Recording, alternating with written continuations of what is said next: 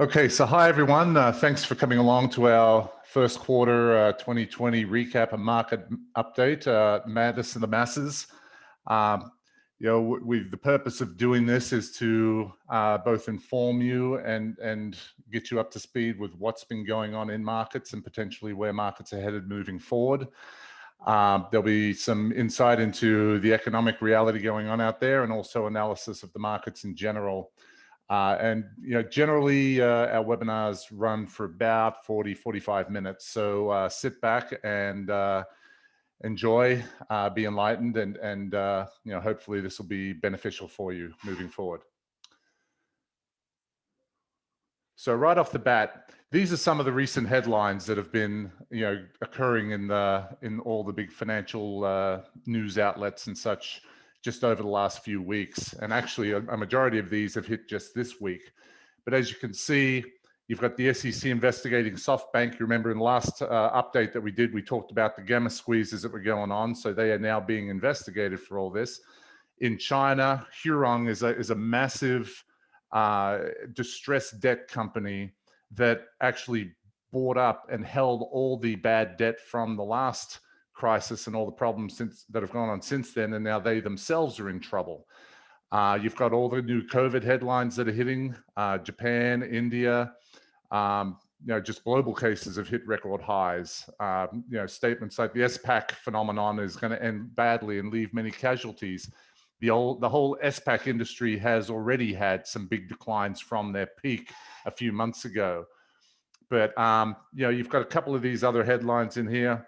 The most important probably of all of these is this last one, Canadian drama. Looney dumps and pumps on headline chaos as Bank of Canada tapers bond purchases and moves up their rate guidance. So as opposed to the Federal Reserve here in the US and in Japan and in Europe and everywhere else, Canada is actually the first mover. They're the first ones to say they are effectively reducing their stimulus and also looking to increase interest rates. So if that's the first, if they're sort of the canary in the coal mine and other central banks start to follow suit, then that will be a whole paradigm shift from what the markets have been used to up to this point. So looking at some of the economic data that's been coming in, and also I'm sure you've all heard a lot of talk about inflation and such that has been on the concerns of markets and Wall Street. This is your US factory orders, and there's been a big surge off the lows of February and March last year. But remember, this was just catching back to where things were in February before the pandemic hit. So we've made back those losses, and this is on the back of $3 trillion of free liquidity from the central bank and another $3 to $4 trillion of the federal government stimulus that was put into play. And then of course we've got another 1.9 under Biden and everything else being thrown at the economy / i.e. markets. But look at what was happening in factory orders before the pandemic hit. This is more telling of the reality of what was going on in the true economy. So in some senses, it was kind of convenient that we did actually have a pandemic here, which then gave the central banks all around the world the cover story to then start to massively inflate their balance sheets all over again and stick save a struggling economy that was already in trouble leading into February. But, this is what's been going on in the world. You saw the same sort of pullback in factory orders through the 2014 to 2016 period. And markets struggled during that period of time. They went sideways for 2 years. Moving on, looking at producer prices paid in March, you'll see this huge jump that's occurred. We're now back to almost to the highs back in 2011 when we first had the inflationary push out of the 2009 crash. But producer prices being paid in this chart, you look at the next chart, the hottest inflationary prints in a decade, once again, going back to the 2011 peaks. This is your import prices being paid. So think about all the cost push pressures of all these higher prices that are being paid by manufacturers, producers, anyone importing anything. All of this is going to be passed on to the consumers. And of course, the US economy is 70% driven by consumer consumption. So as prices go higher and people are feeling it in their wallets, then obviously you would have, people have a limited amount of funds, even with all the stimulus checks and everything else that the government has been pushing into people's pockets and bank accounts. But understand, that's a one-time solution. That's a sugar high. That's money has been flooded in, and then once it's spent, it's gone. So, it helps things in the short term, but none of the underlying problems have been fixed in the economy themselves. Now, moving on to housing, Fed hubris, housing prices show the Fed is making the same inflation mistake as they did. This was the 2006, 2007 bubble in real estate. Look at where real estate price indexes are today. Pretty much all of them are back to, if not higher than, the levels they were at in 2006, 2007. So inflation is rampant and across all sorts of industries and sectors of the economy. Now, as we were talking about the one-time sugar rush high, this was the crash in March on home sales. The crash in March of last year, the sugar rush rebound, look what's already happening. Existing home sales tumble for the second straight month as prices soar at a record pace. You also got to factor in that over this entire period from 2019 onwards, and all the massive bond purchases, it was driving yields and rates down. But now you heard about interest rate problems and yields on bonds and everything. As the 30-year mortgage rate is starting to climb back higher, it now makes it relatively more expensive for people to purchase a house through the financing side of it, let alone the actual total cost and price of the home itself that's being purchased. So, there's a number of factors here that are pointing to a big turnaround, as we're already seeing in housing. Now, as far as the government, the Fed pushing money into people's pockets and bank accounts, right here, this is retail spending. So the stimmy checks spark a spectacular retail sales spend fest in March. But what happens next? You'll see this has been the long-term average. Of course, this was the 08 crash. Long-term average here. Anytime you pull a rubber band in one direction, it snaps back in the other direction, because this is a year-over-year comparison. So naturally, looking back 12 months, retail sales were so abysmal that you're automatically going to have a corrective bounce in the other direction, because today's spending data is being compared to a slump 1 year ago.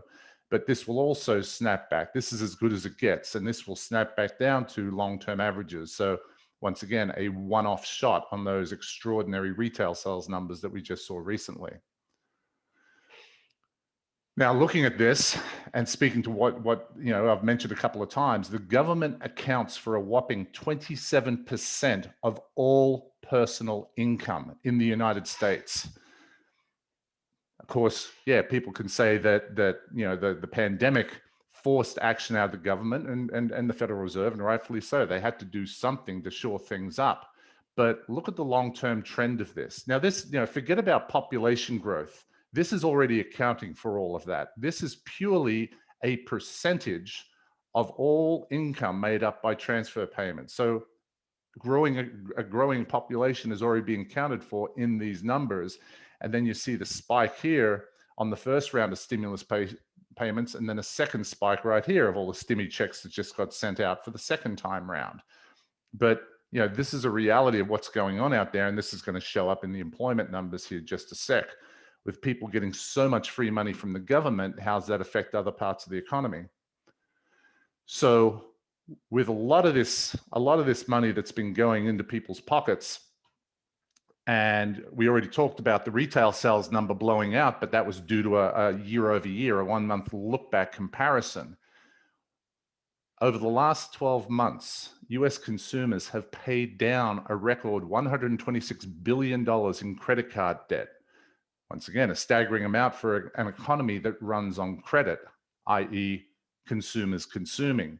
They're not running out and buying everything under the sun.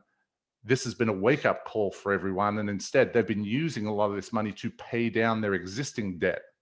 So, not as much of it has been flowing into the consumer-based economy as they originally expected or prognosticated would happen, because it's been going towards debt instead. Now, looking at overall bank situation in our country, a stunning divergence has emerged, and the latest data reveals something is terribly broken in the financial system. Aggregating the data across big four banks shows something striking. There has been no loan growth since the global financial crisis, while deposits have doubled. These are your two comparative. The green line is your deposit line. And of course, what happened at the beginning of March has just, added rocket fuel to the amount of deposits at banks and shot this up even higher. Now, you could also consider that wealthy people who are the main beneficiaries of asset price inflation have also been the ones they have obviously and completely benefited the most. But is this also indicative of them moving money out of the markets and selling off assets at these all-time extraordinary highs, taking chips off the table in order to hunker down and hold on for a rainy day situation where they can buy back assets of all different types at much lower prices at some point in the future? But regardless of that, this is more of a statement on the true economy itself, where bank loans have literally almost gone nowhere since back in 2009. So this is more telling of what's truly going on in the economy itself.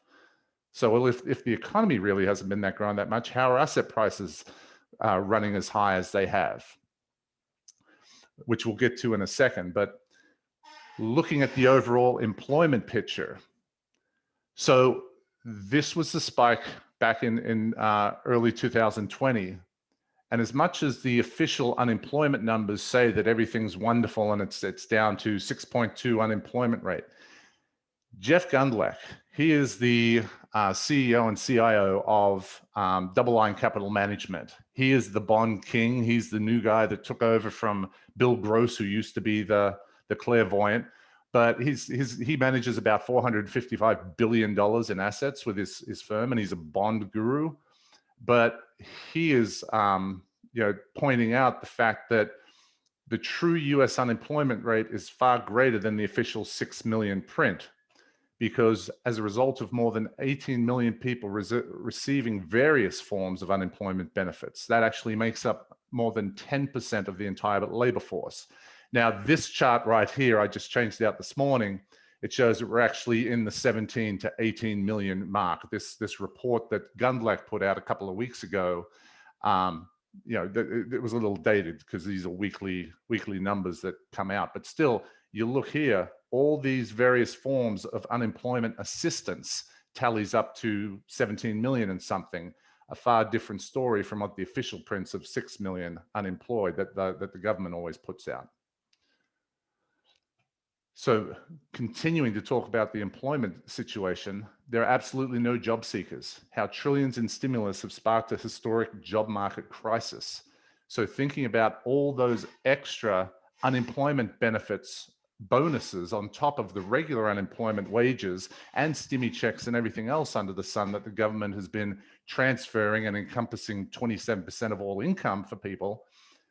Look at the chart for the people not in the labor force. It has gone up and it has stayed up through this period of time. More people are sitting at home and preferring not to work because they're actually making more money with all the government handouts than they were in their minimum wage jobs previously. And so when you compare that to the small business job openings that are hard to fill, this chart has hit an all-time high. It means there are jobs available out there, but no one wants them. No one wants to take them, because who needs to work when you're getting all this free money from the government? You can sit at home, which brings us to a record 33% of young Americans are living at home with their parents. So this is your 18 to 34-year-old individuals. But since the peak back in 2007, this number has just continued to climb, and especially after the crisis and everything else that's happened. Well, I guess this goes up to 2020, but still, you can imagine that with everything else that's going on, I'm sure this chart has continued to extrapolate higher. I'm not sure that this is, this is something I pulled off off a report here recently. So this is pretty accurate to the true state of where the, actual people, are they actually working or are they just sitting at home? But the previous chart with the The fact that small businesses can't find people to take jobs speaks to it all. Anyway, so looking at the overall economy, so Jeffrey Gundlach, once again with Double Line Capital Management, says that despite all the stimulus, the US won't be fully out of a recession until we regain the economic growth rate. So this was the trajectory we were on previously, and the continuation of that trend line. This is what happened in this past year, down in the second quarter of 2020, and the rebound running through the end of last year. The new data hasn't come out yet for the first quarter to be encompassed into this chart, but still, even with a big rebound in economic growth, we're still just getting back to where we were, not back to the actual trend line. So technically speaking, and as he's saying, we're still actually in a recession. Forget about what the stock markets are doing. Look at real, true economic data is what's telling this story. So now, with an economy struggling and all the stimulus and payments that the government's doing, the federal government with their stimulative measures they put into place, the US deficit has now hit a record 16.2% of GDP, all the way down here. The last time we were actually in a surplus was right here leading into the dot-com bubble. But all we've seemed to manage to do since then is get in worse and worse shape as far as our government deficit that's been going on since that time, to now reaching an all-time low. So, this is, all these numbers are pretty eye-opening, and they're firsts and record levels across all these different metrics, which doesn't speak well to the sustainability of any of it. So, as I've been saying for quite a while now, when you think about all this data that we just talked about, and the fact that there's been no loan growth at banks, or the true economy still hasn't recovered, and all these other metrics that are going on out there, what this is showing, this is corporate leverage. So this is net debt of companies compared to their EBITDA. And you'll see here from around the 2009, 2010 area, this leverage ratio has just continued to build higher and higher, which means companies are taking on more and more egregious amounts of debt at 0% interest rates. Of course, it's been free money to them because that's what we put in place. Remember back in 2018, the Federal who was in charge then? Yellen. She tried to start raising interest rates, and of course, corporations started to reduce their balance sheets of the debt outstanding. But then that all fell apart in late 2018. You remember the 20% drop in markets, and they had to do a full about face, and then companies just start levering up on debt again. And it's a one-way street. So if you take debt out of the equation, we've had no organic economic growth since 2009. And this is debt across all levels of the economy. I mean, you look at even the US national debt, where we went from 10 trillion under Obama at the start of 2009. Obama went from 10 trillion to 20 trillion. Trump took us to 27 trillion, and now we're about to hit 30 trillion under Biden. So once again, no matter which political party's in power, it's a one-way street on what's happening to our nation's debt, corporate debt, state-level debt, individual debt. But I guess the one benefit or positive out of all of this is that you're seeing the actual individuals out there are taking a logical step towards things and paying off some of their debt that they have outstanding. So that sort of wraps up the economic part of the equation. Now let's move into markets. So I'm sure everyone has seen the ridiculous rises that have been going on in all these different bubble areas of the stock markets. This is Tesla. And you'll see that after doing nothing for so long, all of a sudden, we start to get into the beginning of 2020, all the money starts getting injected in the system, and look at the price move from 125 up to 800. I think maybe it got as high as 850 at one point, but this is a vertical move. And people can say, oh, but Tesla is such a wonderful, different type of company, and Musk is such a visionary, and he's taking us to Mars. And well, to start with, SpaceX has nothing to do with Tesla, but this is what you hear from people out there. Oh, and tech stocks, they've got all this revenue production opportunity, and that's why their stock prices are running so much higher. It's like, okay, that's one argument. But how do you explain the Dow transports doing the exact same thing? I mean, this was the period from 2009 up to today.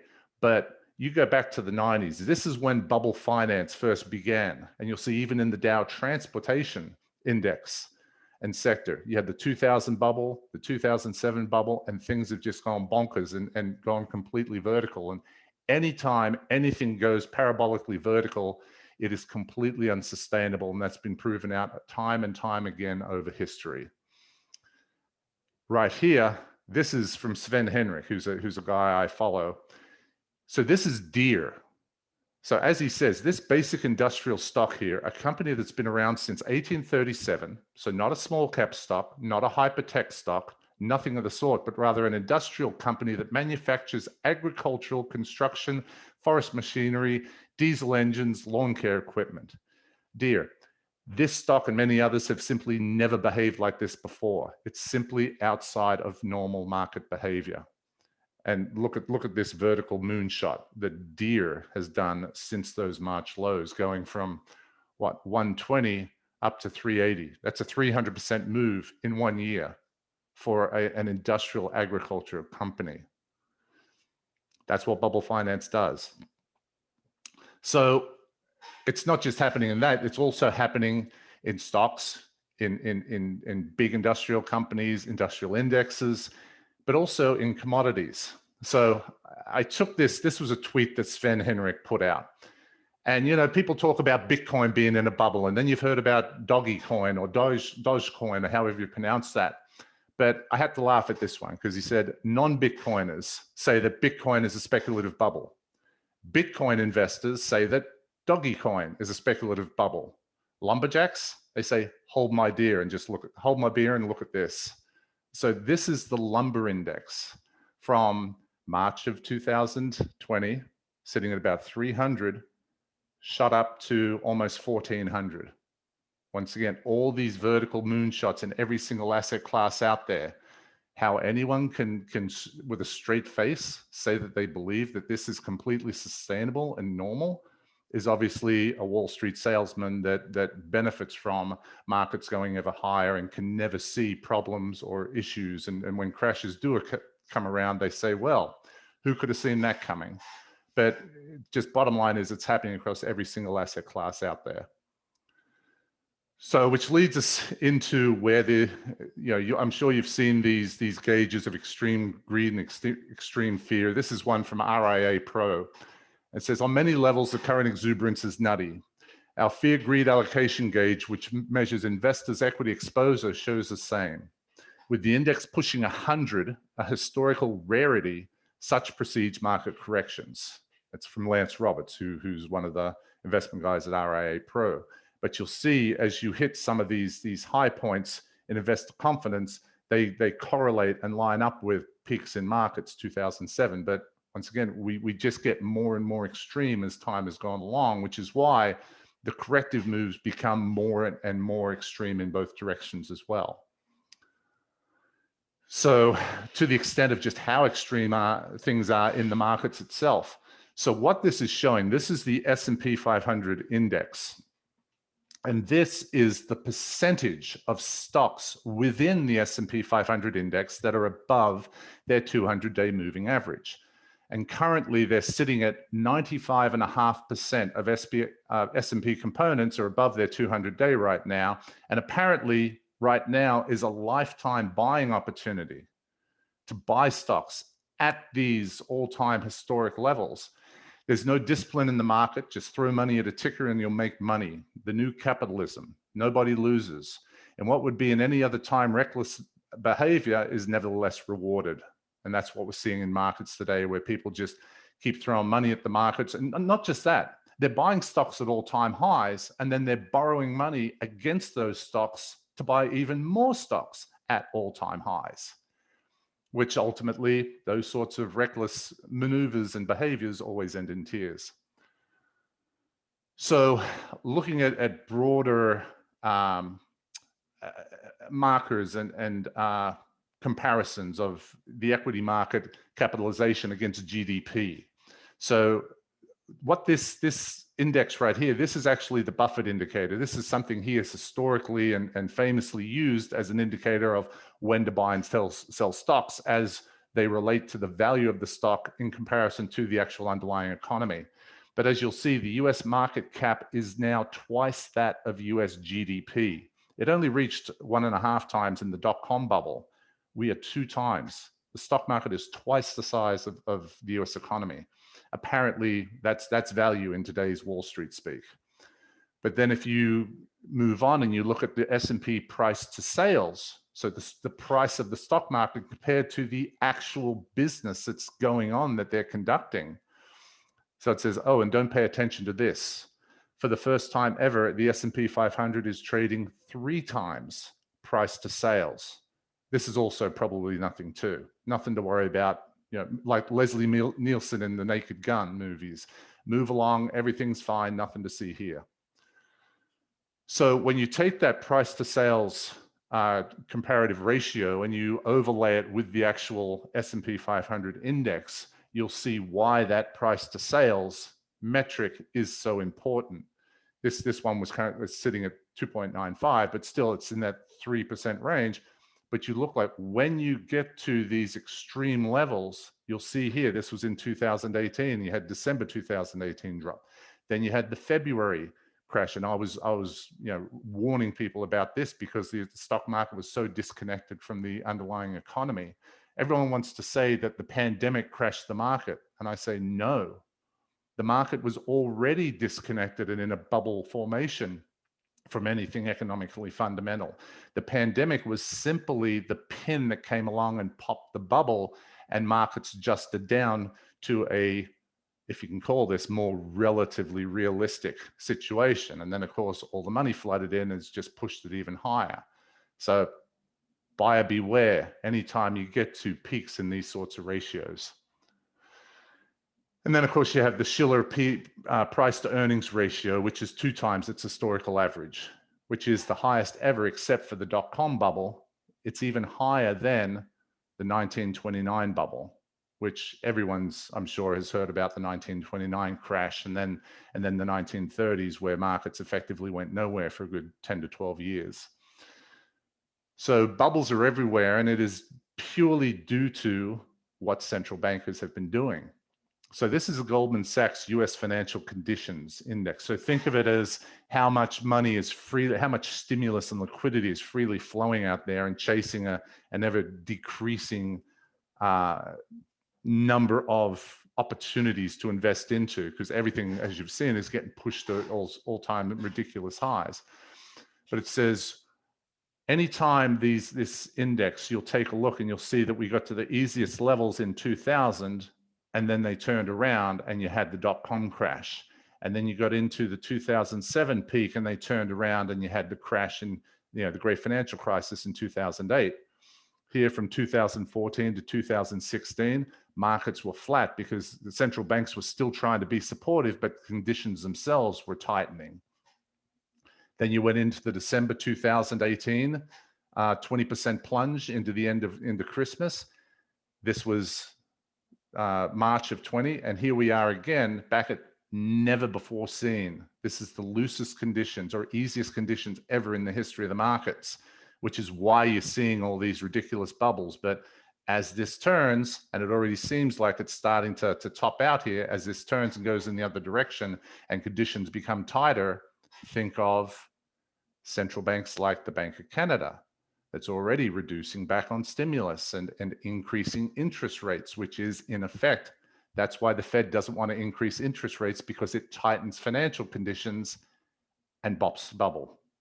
That's exactly why they want to keep pushing the can down the road and saying, no, we want to let inflation run higher, anything they can to try and keep the bubble inflated for as long as possible. And obviously onto someone else, they want to retire and get off the board before the bubble bursts under their watch, and then leave it to someone else to deal with the problems. But this is where we stand today. So what could possibly cause things to turn around and to head in the other direction? So what this is your interest rate risk. It's the VIX, the volatility index for interest rates. You'll see here from November of last year, this has steadily been climbing. Back here in March of last year, you'll see that both interest rate risk and the green line, which is stock risk, the volatility index for stocks, these two have been having this massive divergence. You'll see historically, these two have always moved in lockstep with each other. One of these two is wrong. And being that interest rates are more closely aligned with bond investors, and bond investors are called the smart money because they need to make decisions over long periods of time, whereas stock investors, you effectively call them, well, they're referred to as the dumb money because all they're doing is chasing the latest momentum. But these two right here, interest rate and stock risk, will reconnect. So if you've got smart money here and dumb money here, which way do you think this is going to go? And as volatility runs higher, stocks take it in the shorts and crash in the other direction. So more warning signs of where these markets are as we speak today. More specifically to the MOVE index is your bond volatility index. The last one was the interest rate volatility. This is the bond volatility, but still, back, you'll see here over the history, these two stay pretty much in lockstep. And once again, bond volatility's gone higher, and as stock volatility's gone lower. This is disconnected. Will the smart money be proven correct, or does the dumb money momentum chasers, are they really the smart guys in the room?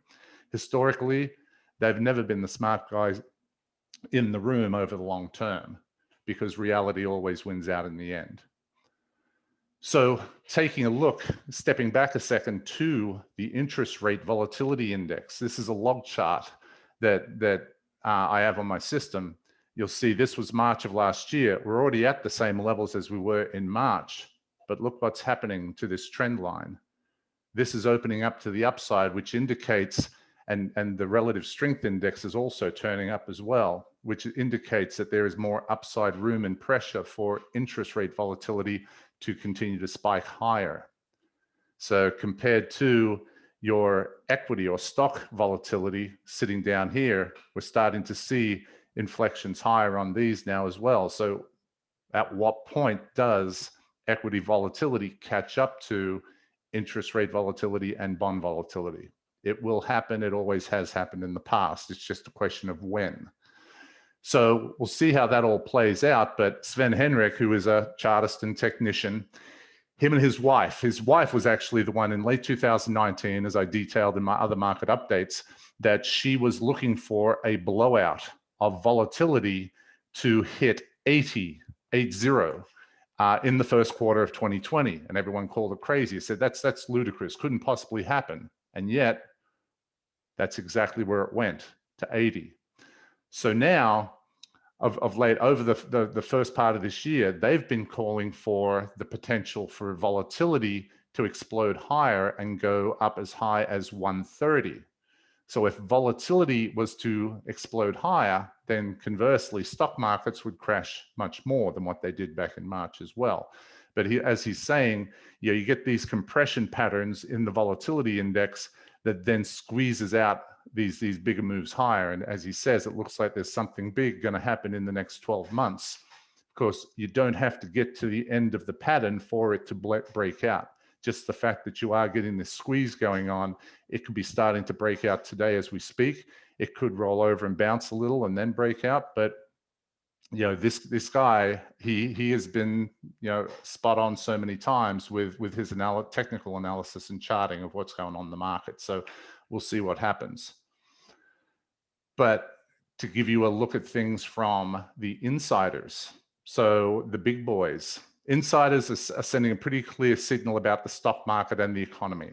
It's immediately apparent that the top executives, along with directors and 10% shareholders, have rarely been as aggressive in selling or disinterested in buying as they are today.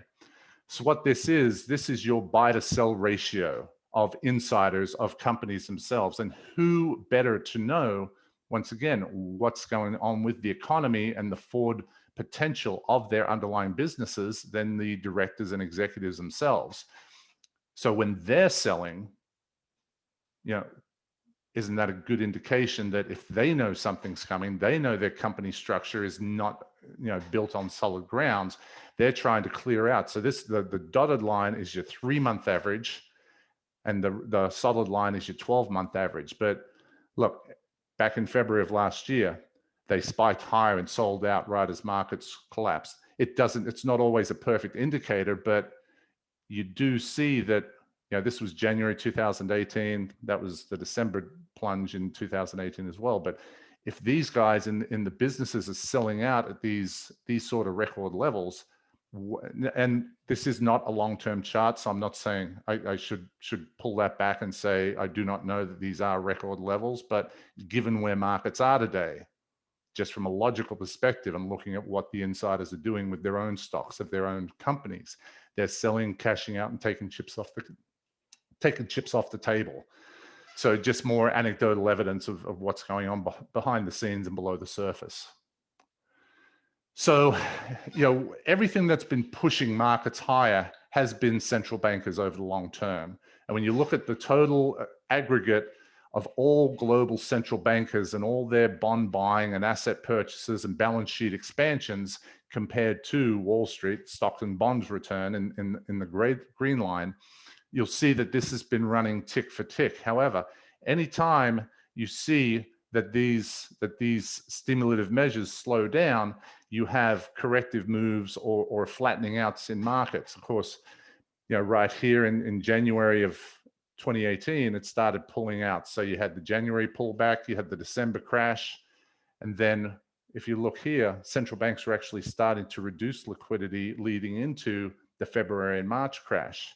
What do you see right here? Central banks have already flattened out their purchases, and they're actually, if you look real close, that red line is starting to decline now as well. Once again, coming back to that statement about the Bank of Canada pulling back. If they're the first canary in the coal mine and everyone else starts to pull back as well, and this global liquidity starts to decline, there goes any sort of support for the stock market itself, seeing as that's what's been driving it over the last 12, 13 years. So unless Powell and his pals accelerate the buying once more, we suspect the markets will really throw a tantrum. That's from one of the research sources that I look at and follow. So as we're talking about these warnings, let's take a look at what's been happening in the most recent time on some of these bubble stocks. So there was a report out from Morgan Stanley saying that Tesla is losing market share to the Ford Mustang Mach-E. And of course, Tesla shares were priced to perfection, and some of the hot air is coming out of the bubble as we speak. So Tesla is already rolling over. You've got the non-profitable. So these are companies that don't even turn a profit. And this is what their stock index did because of all this bubble finance and liquidity that was injected into the system. But look what's been happening here since February. So all these turns, it seems like February has sort of been the point of context where everything or majority of things have started to turn around and head lower. Non-profitable companies implode amid flashbacks to the dot-com crash. That was a headline out there. Even when you look at something like Bitcoin. So this is a chart of Bitcoin with its meteoric rise, but you'll notice that over this last period of time, and really since February right here, this was that February period, even Bitcoin has been struggling. And now it's been pulling back even further down to some previous support levels, and it's looking like it's rolling over and going to have a more meaningful correction to the downside. But you'll see up here these relative strength indexes, as it's been making higher highs, it's doing so on less and less power or less strength in its overall price conviction and movements. So even Bitcoin is starting to taper out and roll over. But looking at one of the bubble darlings was the small cap. IWM is an ETF, but the Russell 2000. So effectively think of small cap companies. They raced from 90 to 95 all the way up to 230.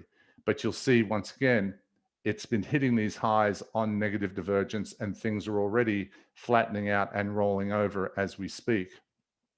And Sven Henrik asked the question, has the bubble already burst? I mean, we're into mid-April now, and all these things were tending to change, having inflection points back in February. So there's the very real potential that maybe we've already seen across the broad asset classes, we've seen the peak, and the S&P is generally the last one to give up the ghost anyway. So we'll see as time moves forward. But if you change gears away from the S&P and you look at the NASDAQ, And what this is showing, so this is your relative strength index. This is the actual NASDAQ, your technology index right here. You'll see back in February, it peaked and dropped below its supportive trend line. Since then, it has bounced back and retested that trend line and has been rolling over. So it did go to a new all-time high, but it was retesting the trend line from the underside. It has rolled over. But you'll see back here in 2020, as it went to a new all-time high, it had both negative divergence on its relative strength index and also negative divergence on its advanced decline index. So what this is, this represents the total number of stocks within the NASDAQ index itself. And so as things are declining, as this index declines, there are more stocks in the index declining than going higher. And conversely, you'll see here, we got to that point, as we also talked about with the S&P, that everything in the index was rising at the same time. And that's what we had through February. But now you'll see that there's been less and less participation in the actual increase in the overall index. So when you get a lack of participation going on with an index hitting new all-time highs, it means there are less and less stocks pushing it to those new all-time highs. So of course, the negative divergence in these led to sell-offs, led to some struggles through here in the September to November period, and then the election happened and gave it a new lease of life. But here we are again, we've got these negative divergences, especially through here in the relative strength index, that is pointing to, there are no perfect answers, but there is anecdotal evidence of what's going on below the scenes and behind the surface. And these sorts of trend changes tend to have effects on the broader index themselves, as you've seen in the past. And you do see the same thing in the S&P as well. So the equal weight index across the majority of North American stocks compared to the S&P itself. In February of last year, the S&P hit new all-time highs, while the broad range of stocks was on an equal weighted basis, was hitting relatively new lows. And we're seeing the same thing again today. Will this lead to a bigger correction like what happened in February of last year? Well, you can judge that for yourself with everything else that we've gone over up to this point that seems to indicate that, yeah, there is a comeuppance coming once again, because there always comes a time to pay the piper. And then you got people that will say, oh, but what about the forward earnings expectations? Earnings are supposed to be spectacular and everything's going to be wonderful moving forward. Well, back in 2010, McKinsey Group did a study of over 25 years. And during that 25 timeframe, Wall Street analysts pegged earnings growth at 10 to 12% a year, when in reality, earnings only grew at 6%, which is the growth rate of the economy. So they are overly estimating their forward projections of earnings all the time over a 25-year period. So they went on to summate that to say this is why using forward earnings estimates as a valuation metric is incredibly flawed, as the estimates are always overly optimistic, roughly 33% on average. So you'll see these blue lines, that's on a yearly, the projections of what they expect earnings to be compared to the actual where the earnings turn up. So you'll see this purple line is where the earnings always end. So you'll see it went from 91. Bottom line is you'll see that from where they start and they project their earnings, and then over the course of time, they continue to recalibrate their earnings expectations down until they goal seek their numbers.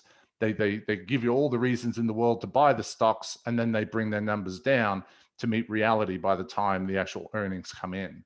So this is what stock analysts do, is basically, I don't know, fabricating evidence, if you want to put it that way, to use a nicer term, but they always have to paint a rosy, bullish picture, and they always underperform. That's just historical fact.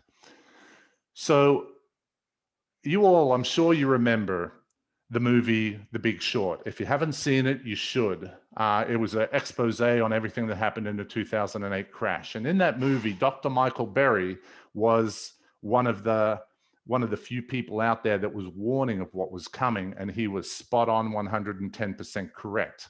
Well, just recently, an article came out saying Dr. Michael Berry warns of Weimar.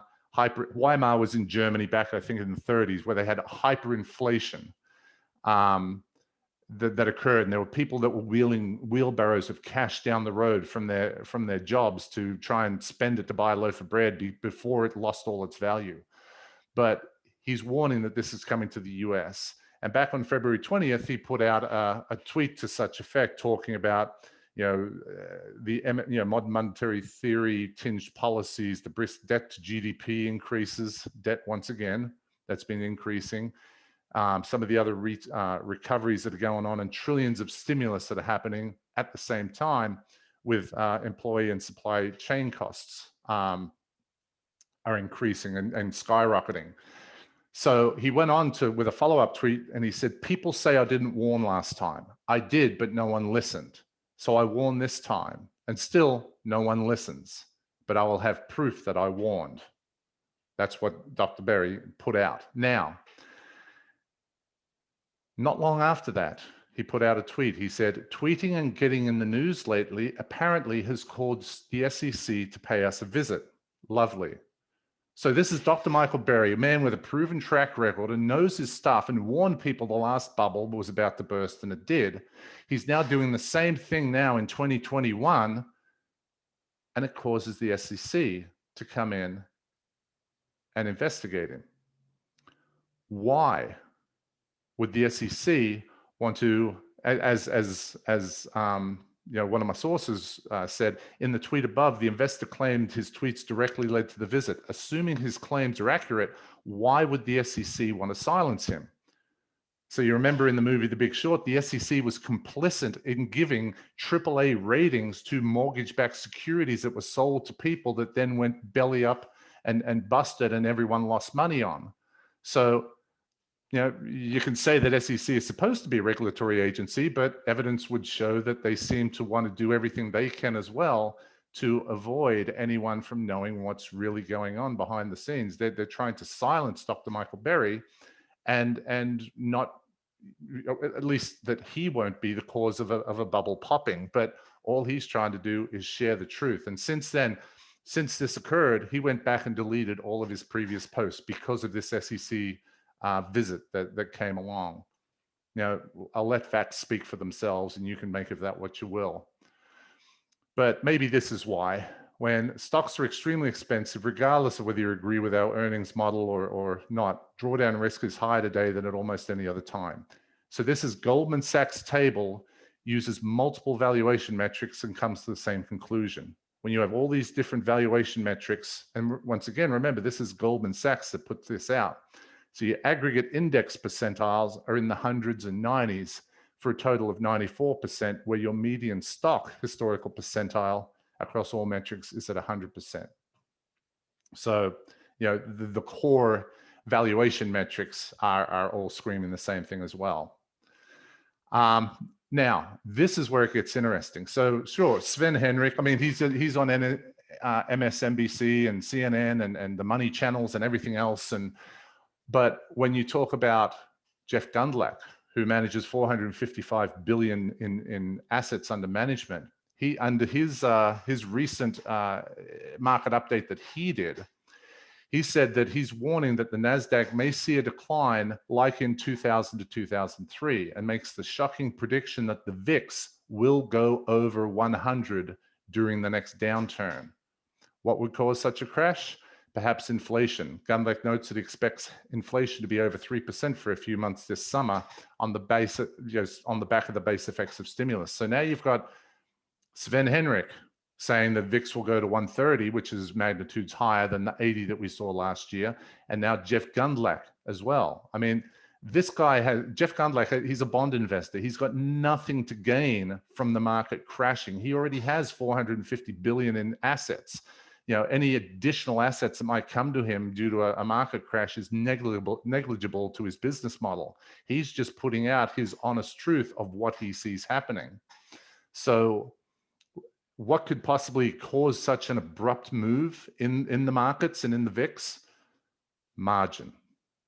So margin debt, this is where people, like I said earlier, this is where people borrow money against their existing stock portfolio to buy even more stocks. And you'll see that this was the dot-com bubble of margin debt. This was 2007. This was the beginning of 2018. And we had the January crash and then the December crash as people, as there was delevering going on. Look at where margin debt's going today. I mean, dwarfs anything that it's done historically. So this is all borrowed money. This is all additional gambling at the craps table. It works great on the way up, but when it turns around and goes down, you got to pay that debt off, which is what forces the selling cycle. As stocks drop lower, then there are margin calls and people have to sell stock to then pay off the debt that they borrowed against those stocks that are declining. And it becomes a self-reinforcing cycle where the more people sell, the more it drives prices down, the more that the margin calls are affected, and the more people have to sell to cover those. It's just this endless cycle, this endless loop. So yeah, once again, great on the way up, but it is deadly on the way down. And this is where margin levels were on a total basis. This was a percentage yearly change. In total, sorry, not percentage, but in billions of dollars. When you look at total debt, not on a yearly change of what's added to it, but this was a dot-com bubble, 2007. There was a 2018 peak into December. That's where we are today. All-time record total margin debt. So not if, but when the tide turns, this is going to be a beast and it's going to be a killer as people have to unwind all this debt that they've borrowed to increasingly buy more stocks at all-time highs. So, which leads us to probably the final chart here. And this is looking at the S&P. You'll look here, well, actually, it's not the final chart. We've got one or two more, but you'll see this support level that the S&P has bounced off. January of 2018, December of 18, this was the March crash. Funny how they all connected at the same resistance point. But if you extend this out and you look where the S&P has gone up to 41, we're right up here in this peak today as we speak. If VIX goes higher than what happened in March, it means the crash is going to be much bigger than what happened in March. And that's what I've been saying. The next one is going to be magnitudes worse than what we saw in early 2020. And if VIX does go to 100 or 130, it's extremely possible that we would see a move from here down to this support line. And where would this support line happen to end up on the actual price target of the S&P? Probably right around 2000 on the S&P. Do you think that's possible? Well, when you look at one of my favorite charts that I always show, this is showing the blue line is the S&P 500 index. The orange line is your corporate profits after tax. So this is your true measure of the real underlying economy. You'll see that the bubble, dot-com bubble blew out and then reconnected down, and then the two of them ran in sync into 2007 and collapsed. But then during the recovery out of the 2008, 2009 fiasco, you'll see that corporate profits peaked around 2012. So effectively, they've gone nowhere for a good 8 years. And even with all the stimulative effect of the stimulus, both Federal Reserve and the government stimulus that they pumped out there and PPP loans and everything else under the sun, look what corporate profits are doing today. They're already rolling over. So when the S&P reconnects with corporate profits as it always had in the past, where could that potential price target be? Funnily enough, it lines right up with 2000. So if nothing changes, when this bubble bursts, and the Fed, I mean, if they're sort of pushing the limits of what they're capable of doing, it's a very real chance we could see an adjustment back to that 2000 level and reconnecting with real economic fundamentals. So we'll see what happens. But to finish off, I'd like to finish with a quote. So while it certainly may feel like the market can't go down, it is worth remembering the sage words of Warren Buffett. The market is a lot like sex. It feels best at the end. So thank you for joining us.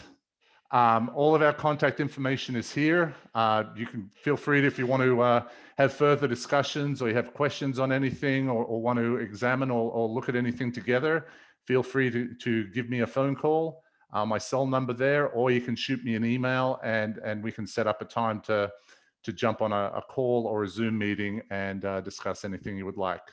So thanks for coming, and hopefully this was beneficial and informative to you and will help you make better decisions moving forward.